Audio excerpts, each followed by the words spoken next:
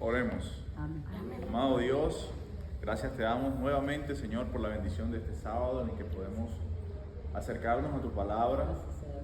Te pedimos humildemente que ilumines nuestra mente, nuestro corazón, que podamos ser impresionados por tu enseñanza, Señor, y que lo que podamos estudiar hoy podamos añadirlo a nuestra vida, que no sea simplemente un concepto, sino que podamos llegar a colocarlo en práctica para hacer crecer tu obra. En el nombre de Jesús. Amén. Amén.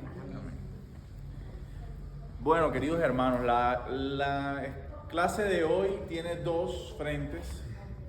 Uno va a ser netamente bíblico, exegético, y el otro tiene que ver con el tema práctico. Ya me estoy volviendo exégeta de Daniel, hermano. El otro tiene que ver con un asunto práctico, porque vamos a hablar hoy de misión. Va a ser la temática de hoy. Y cuando hablamos de misión, generalmente, ¿qué versículo viene a nuestra mente? A ver, Norberto.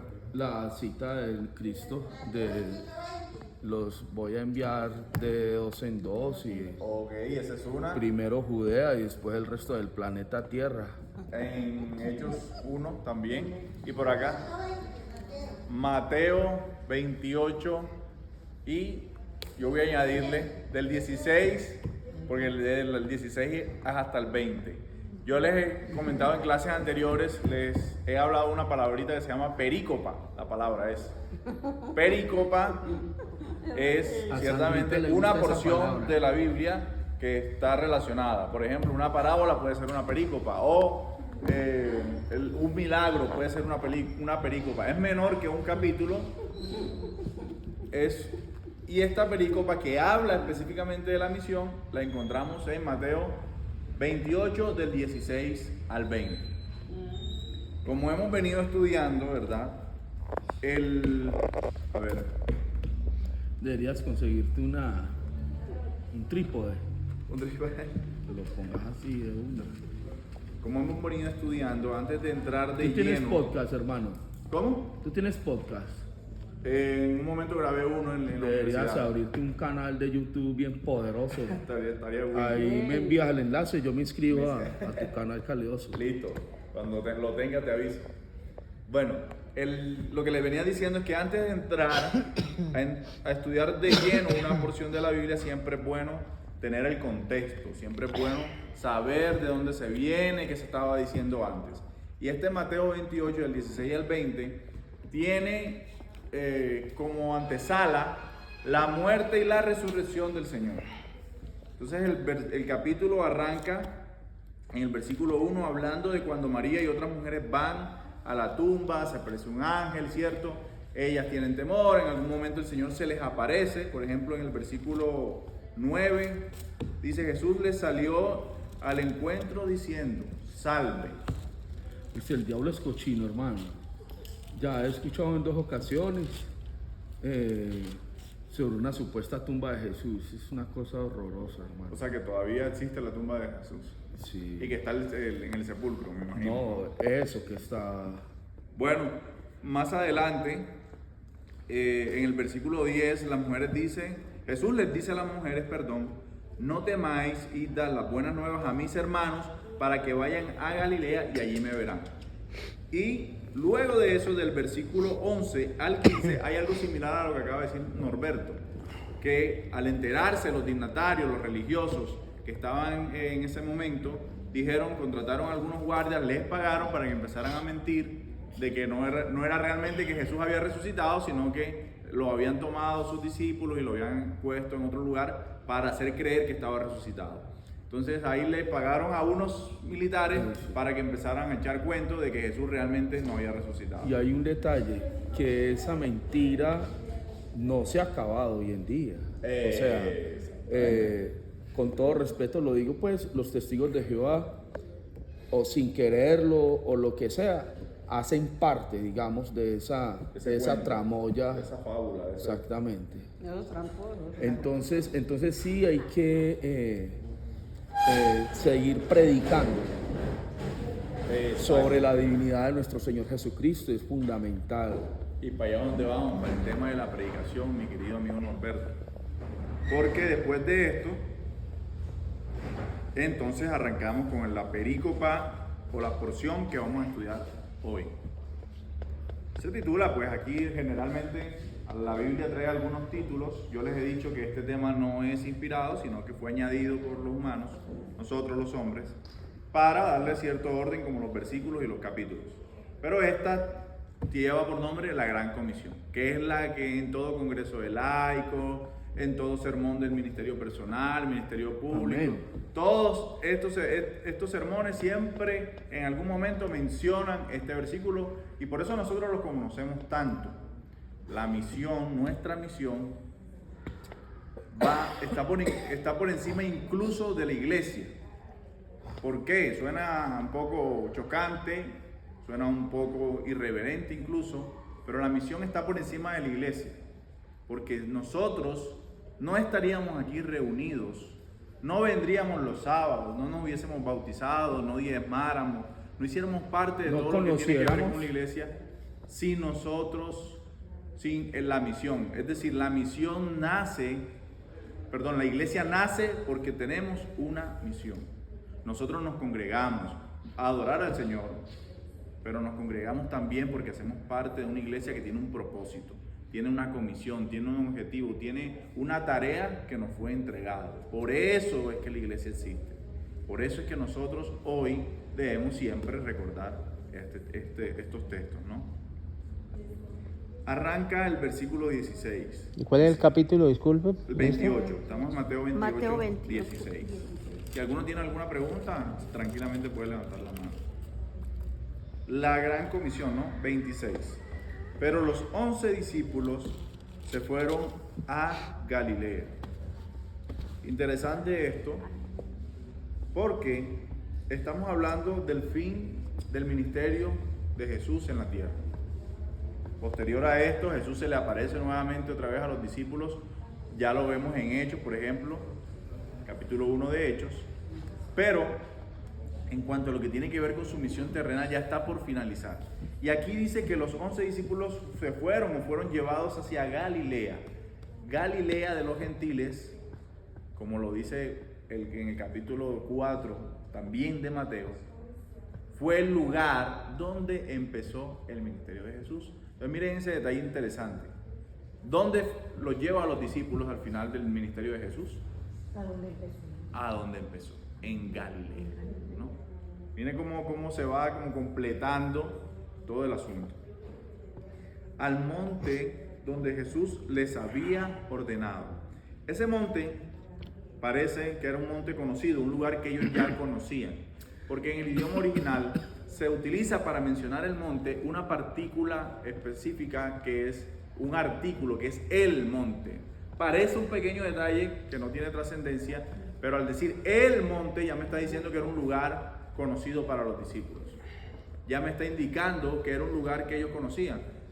Por ejemplo, si yo les digo que era un monte ustedes, que hacía diferencia de los otros montes. Exacto, si yo les digo a ustedes, vamos a encontrarnos en el Botánico, ya ustedes saben cuál es el lugar en específico. Pueden haber otros jardines botánicos acá. O si yo les digo, vamos a encontrarnos en el jardín, pueden haber otros jardines aquí en Medellín. Hay un montón de jardines. Sí. Pero el principal y el más conocido es el jardín botánico. Por eso mi pregunta, ¿será que los artículos determinantes, los determinativos, son artículos absolutos? Son absolutos. Uno menciona él y la, y ese es absoluto. O sea, es el único, es irreemplazable. Entonces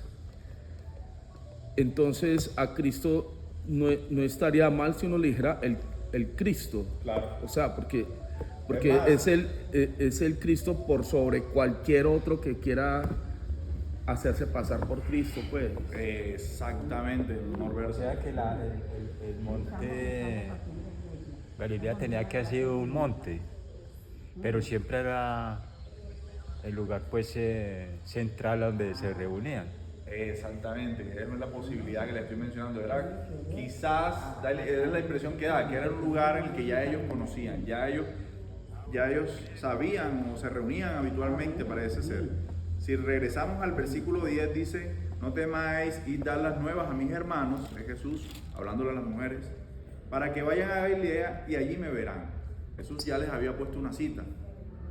Ahora, volviendo a lo que decía Norberto, de que el Cristo, ¿no? El Mesías. Ese es un lugar de encuentro siempre, ¿cierto? No había otro lugar más fuera de ese.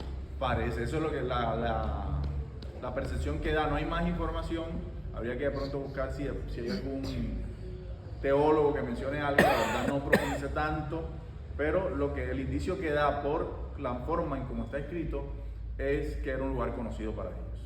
Se estaba poniendo una cita en un lugar que era conocido, que ellos ya sabían a qué se refería Jesús. Y lo que decía ahorita Norberto sobre hablar del Cristo, en el griego, en el original, siempre está el artículo, el Cristo, el Mesías, el Señor. O sea, a veces en la traducción se pierde, pero en el original sí. Es más, hay momentos en los que dice el Cristo y el Espíritu.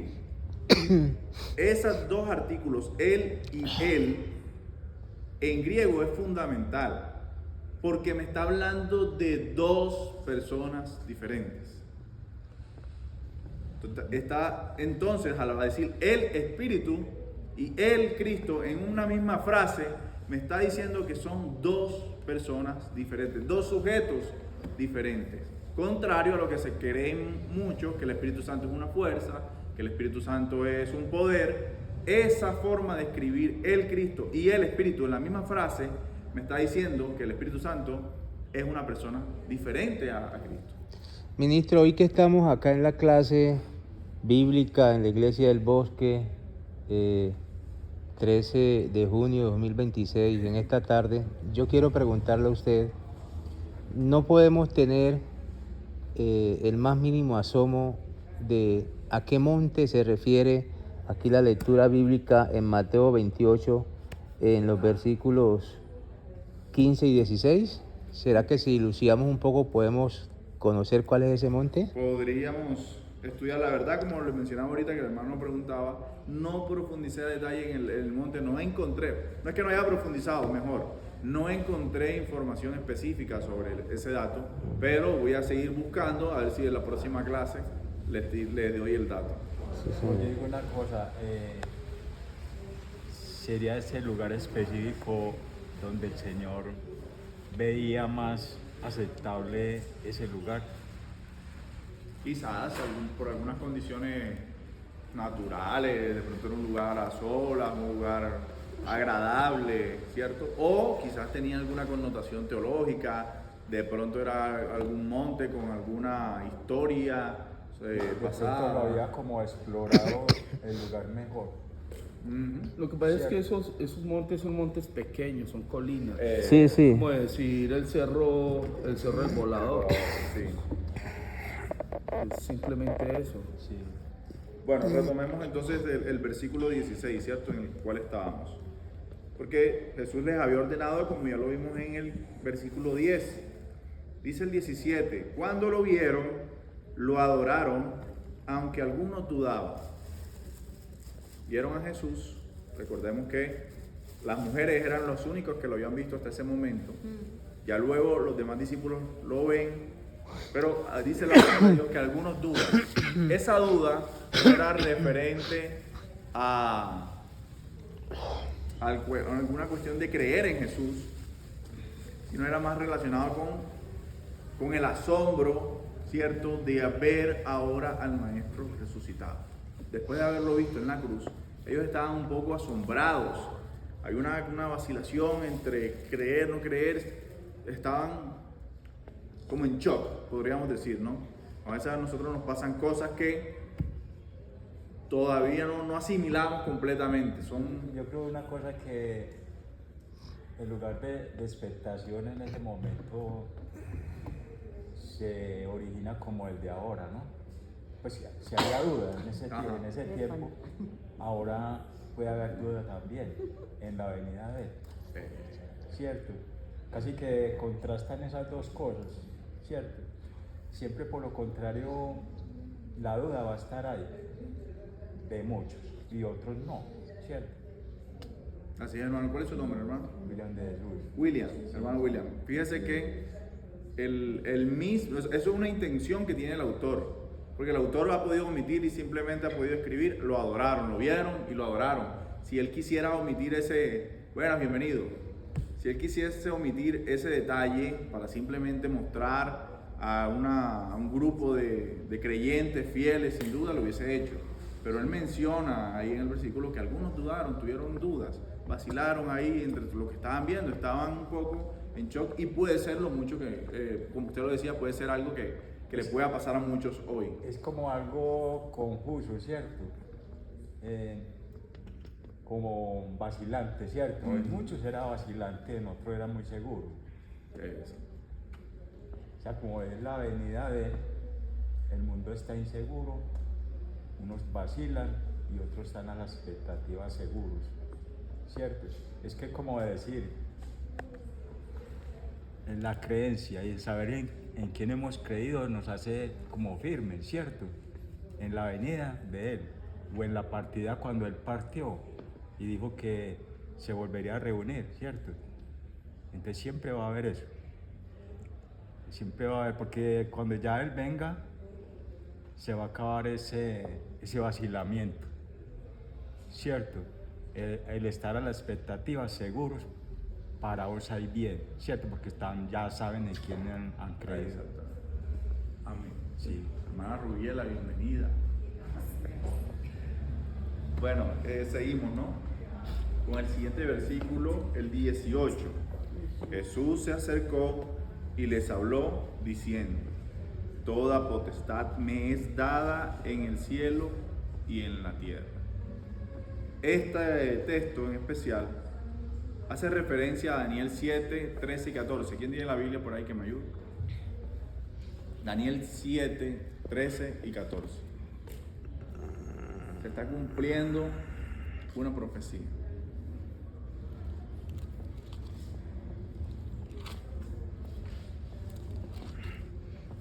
Daniel 7, 13 13 y 14. y 14. A la luz de la palabra dice así. Amén, hermano. Seguí mirando en la visión nocturna y vi que en las nubes del cielo venía como un hijo de hombre. Llegó hasta el anciano de días y fue llevado ante él. El 14 dice: y le fue dado dominio y gloria y reino, y todos los pueblos, naciones y lenguas le sirvieron. Su dominio es eterno, que nunca pasará, y su reino nunca será destruido. Tremendo. Entonces, esas palabras del profeta están hallando cumplimiento en este momento especial que estamos estudiando, cuando Jesús, o previo a la entrega de Jesús a sus discípulos de la Gran Comisión. Eso lo habla Daniel. ¿Cómo? Lo habla Daniel. Daniel, el profeta Daniel, en 7, 13 y 14. 13 y 14. Y entonces, luego de mencionarles eso, es donde comenzamos ya a hablar acerca de misión, que es lo que más quiero comentarles hoy. Hoy. Por tanto, id y haced discípulos a todas las naciones, bautizándolos en el nombre del Padre, del Hijo y del Espíritu Santo, y enseñándoles que guarden todas las cosas que os he mandado, y yo estoy con vosotros todos los días hasta el fin del mundo. Amén. Amén. Entonces, en esta gran comisión, en estos dos versículos que no los sabemos de memoria incluso, hay detallitos que tenemos que analizar. Porque muchas veces se ha predicado que el punto central de esta gran comisión es id. Es id, esa orden, id, o vayan, como pueden decir otras versiones. Vayan, y se nos ha dicho, no, vayan, es la orden que el Señor nos da, no, tenemos que ir. Y sí, tenemos que ir. Pero resulta que el verbo principal de estos dos versículos, de estas dos declaraciones de Jesús, no es ir, Si no vaya. Vayan sería lo mismo que ir, en otra traducción. No vayan. No, el verbo principal de estas dos declaraciones de Jesús, o de esta declaración, porque es una sola, es hacer discípulos. Esa es la orden real que Jesús le da a sus discípulos en ese momento. Esa es la orden principal. ¿Qué significa ser discípulos? Ya lo vamos a Teología, explicar, ok. ya lo vamos a explicar. Cuando él dice ir o vaya, parece que se asemejara, yo puedo decir, se asemejara a la venida de él.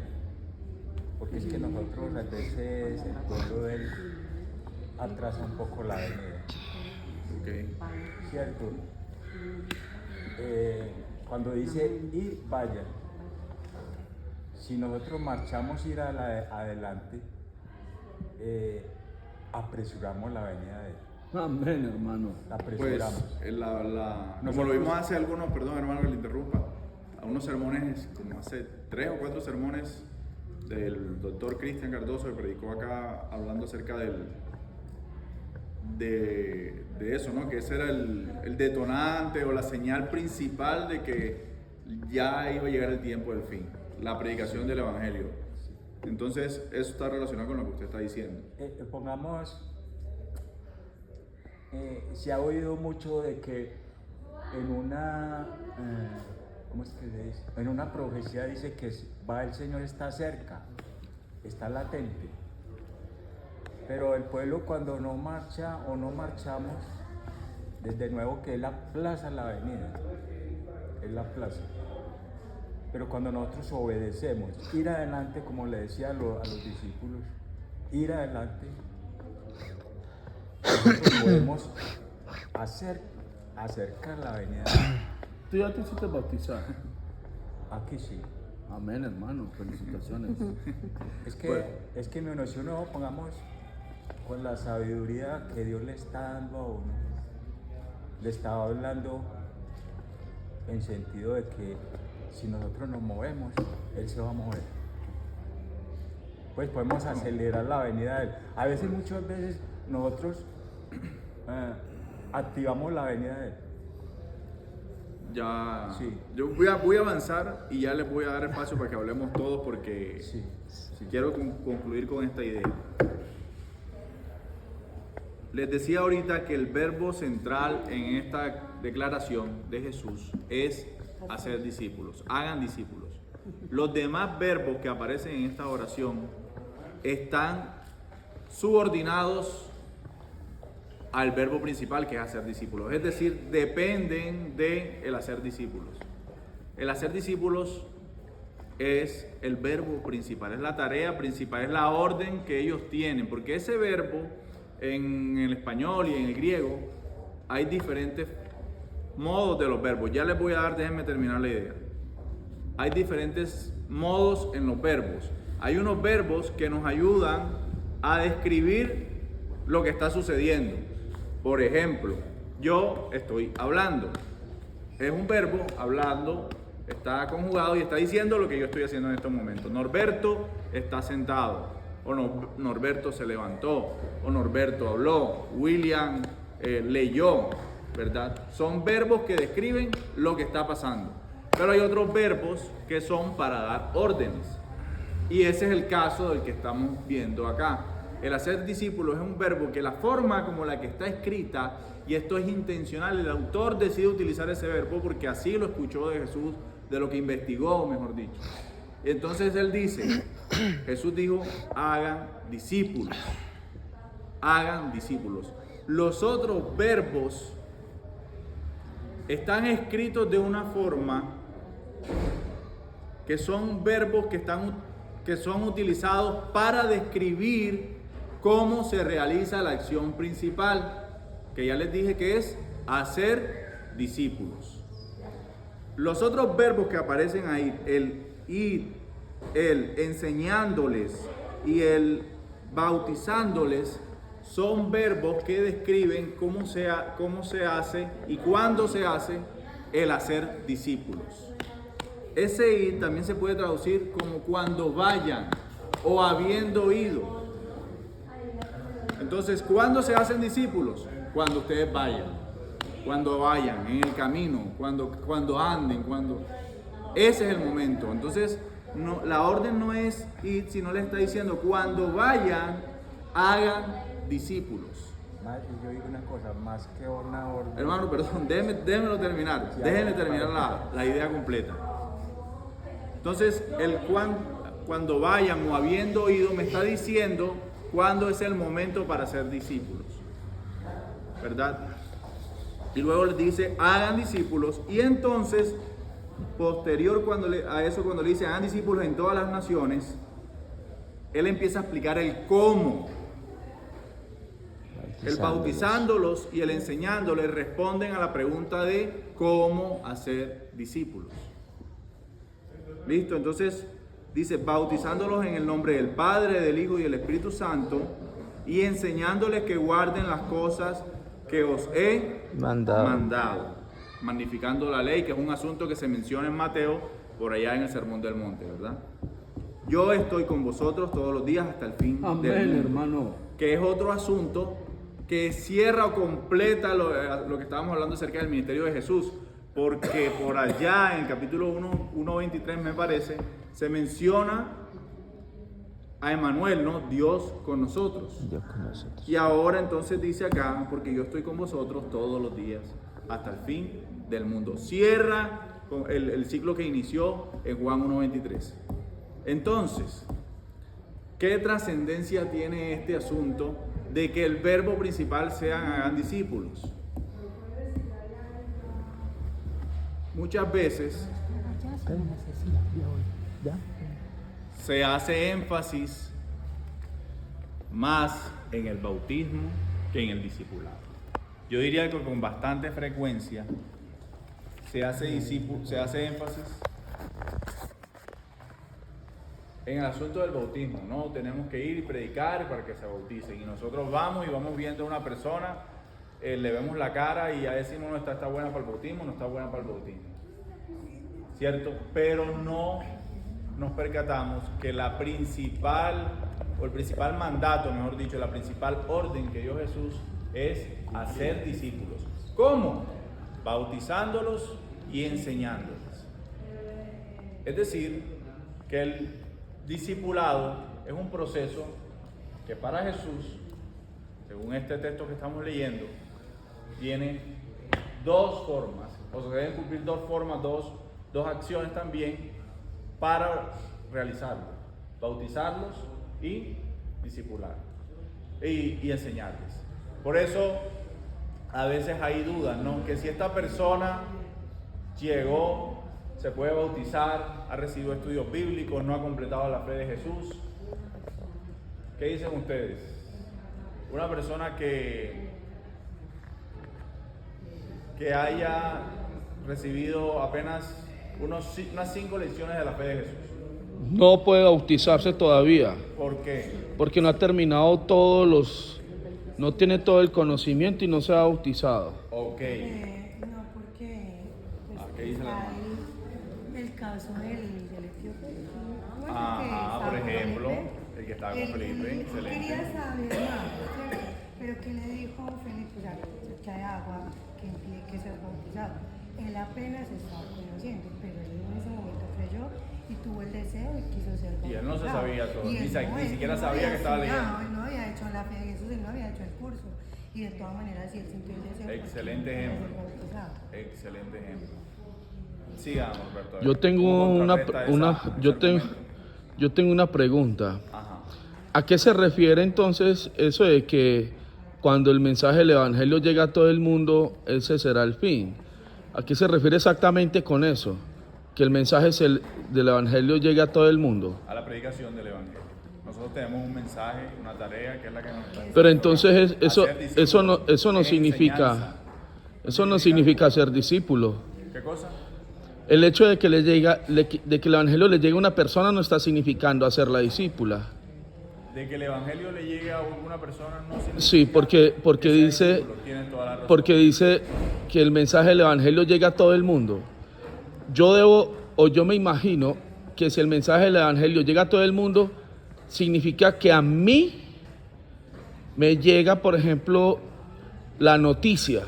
Vamos a suponer que escuché en la radio, Cristo viene pronto, arrepiéntete, y ya, nunca más volví a escuchar nada más. Pero debo asumir que eso ya contiene el Evangelio y que le llegó a la persona que lo escuchó. Eso no significa ser discípulos. Entonces finalmente, ¿qué? Ese llegar el Evangelio a todo el mundo es simplemente yo decirle a la persona, mira, arrepiéntete porque Cristo viene, o realmente hay que esperar a que todo el mundo se convierta en discípulo y se haga bautizar. Ya voy. Hermano, ya le doy la palabra, responde y le doy la palabra. Es que son dos cosas diferentes las que están mencionando. Uno es la orden que nosotros tenemos de hacer discípulos y de predicar la palabra del Señor. Y la otra es la señal de que ya el Señor va a venir. Estamos hablando de dos cosas diferentes. Una es la señal de que todo el Evangelio se ha predicado y la otra es la orden que se nos dio de hacer discípulos. Hermana, yo por allá. Sí.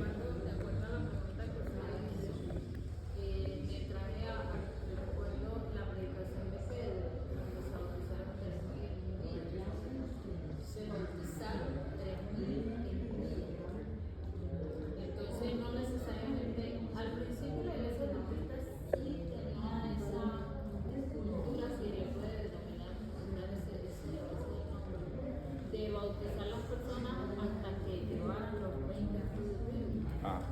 Pero ahora no necesariamente, porque tenemos por ejemplo, yo tengo ese ejemplo de Pedro, que en un día se bautizó. Ustedes bautizaron. Y me gusta mucho la relación que hizo, porque una cosa es que el Evangelio sea predicado y otra cosa es hacer discípulos. La misión como iglesia es hacer discípulos, pero también otra misión es predicar el Evangelio. Entonces yo me imagino que le predicamos a todos y por ahí de hecho comenzamos A quien desee, así lo... Porque el discípulo, recordemos que es una relación de maestro y alumno, que es un asunto que se ve en el libro de Mateo, el tema de la enseñanza. Lo que pasa es que yo estoy comprendiendo como por el fin del mundo, es que necesariamente al mundo entero hay que hacerlo discípulo, No. o si no, no viene el fin No, del eso no mundo. es lo que dice el versículo. Eso no es lo que dice el versículo. Yo diría una cosa que es como parte de los 5 ministerios de él. Porque una cosa tiene que ser completa, como lo manda él. El complemento completo es cuando le dice ir y hacer discípulos. Porque a él le agradó haber dicho eso. ¿Cierto? Sin eso se desenfoca.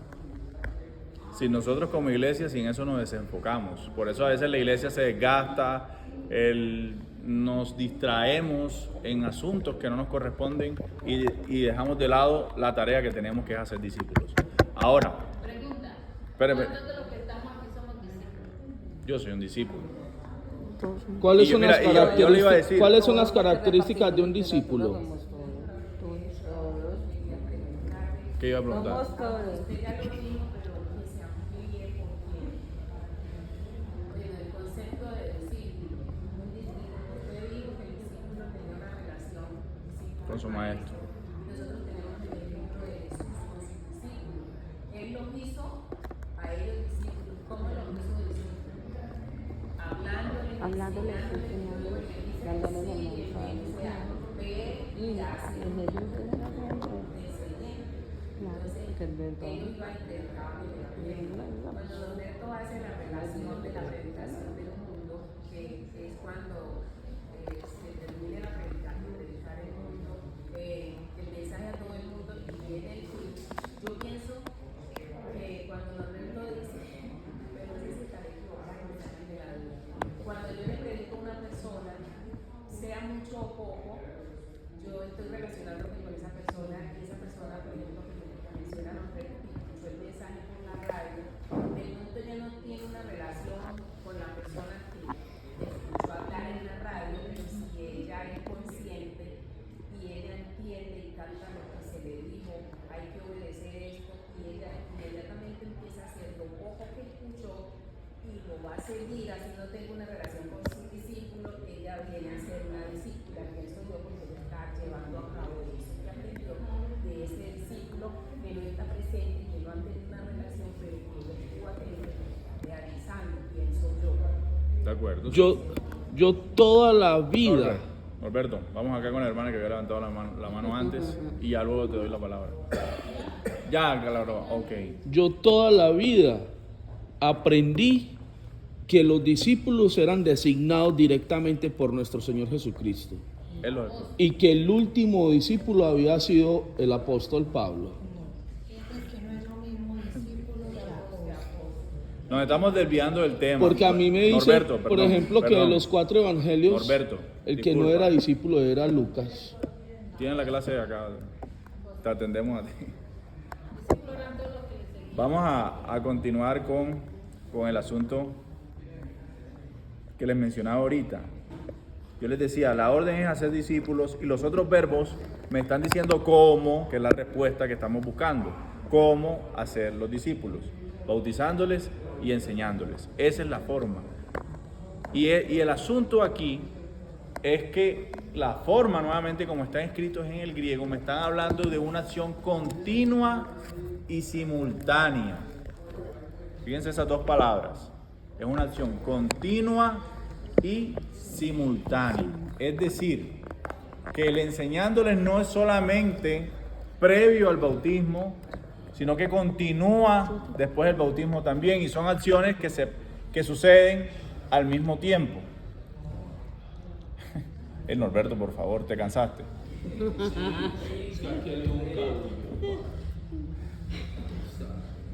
Son acciones que suceden al mismo tiempo. Es decir, el discipulado tiene que ver con esa enseñanza continua. Y como les decía ahorita también, no es un requisito el poder conocer todas las creencias, toda la Biblia, para ser bautizados y para ser discípulos. Porque el discipulado involucra un aprendizaje continuo. Entonces, ¿se puede bautizar una persona que no haya terminado los estudios bíblicos? Sí. Se puede bautizar una persona que no haya terminado. Porque es un discípulo. Yo no tengo por qué decir. Exacto. Porque está haciendo... Yo no terminé los estudios bíblicos antes de bautizarme. Yo tampoco los he Y aquí terminado. estamos. ¿Cuántos años tiene usted en la iglesia, hermano? Como 3 años, todavía está recién bautizado. Y no terminó los estudios bíblicos, ¿verdad? Pero después le siguieron enseñando porque estaban con ustedes haciendo discipulado. Y todavía estamos aprendiendo, ¿verdad? Al Señor le interesa más la multiplicación. Porque cuando Él está diciendo ir, es multiplicar. O sea, El Señor no podía conformarse con unos pocos que fueran a... lo que pasa es que ahí entra un concepto que es para otra clase, que es el asunto del reino de Dios. Nosotros somos embajadores del reino y por eso nosotros tenemos que cumplir la misión, porque esto no se ha acabado aquí. Esto no se ha acabado aquí. Por eso es que nosotros tenemos la misión de ir a predicar, porque hay un reino. Por eso, a Él le interesa más porque Él es Dios grande. Cuando dice Dios grande, multiplicación es grande. ¿Sí me entiendes? Porque si no fuera un poco, y el Señor no fuera un poco. Lo que pasa, hay un concepto que, como les Los decía, ismaelitas también caben ahí, ¿no? Lo que son los árabes, los musulmanes, porque es que yo me pongo a ver que Ismael también fue bendecido, ¿no? Al igual que... por eso todo aquel que crea que sea discípulo. Le decía, ¿no? Ah, claro, ya, dame un momentico. Va a tocar, permítame, hermano, pausar un momentico.